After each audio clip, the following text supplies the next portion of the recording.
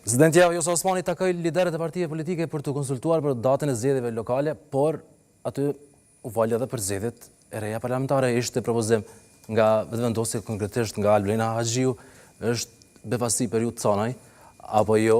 Qëndrimi vetëvendosje? Jo, për shkak se në qoftë se ju kujtohet qysh kur është ka dështuar seanca e parë, e kam përmendur që në fakt do i konvenante lëvizjes vetëvendosjes që njëkohësisht të mbahen edhe zgjedhjet qendrore edhe zgjedhjet komunale, dhe për këtë arsye që atëherë nuk kam pritur që... Do t'i konvenante vetëvendosjes?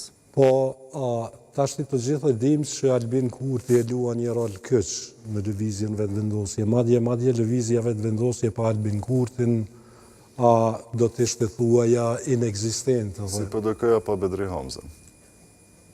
Jo, është ka gjë ndryshe. Kishe thënë si PDK-ja pa Hashim Thaqin. Jo, tash të aktualisht më aktertë aktual. Politikë që janë në garë. Pa Albin Kurtin do të ishte krejt ndryshe. Se nuk është bindë zoti Hamza si lider për ju? Jo, absolutisht është.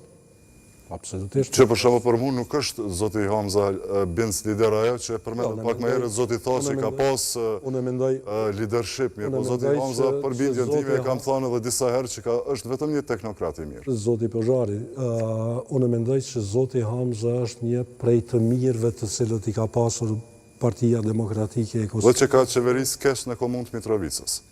Por që ka qenë një prej ministrave më të mirë të finansave. Mirë, po pashtë që i kemi zgjedhjet lokale, shihet që nuk ka treguar ndonjë sukses të dukshëm, theksuar ashtu siç është pritur nga qytetarët e Mitrovicës në komunën që e drejton. Për atë... Do të flasim për zgjedhjet lokale natyrisht edhe për secilën komunë. Pozhari, po.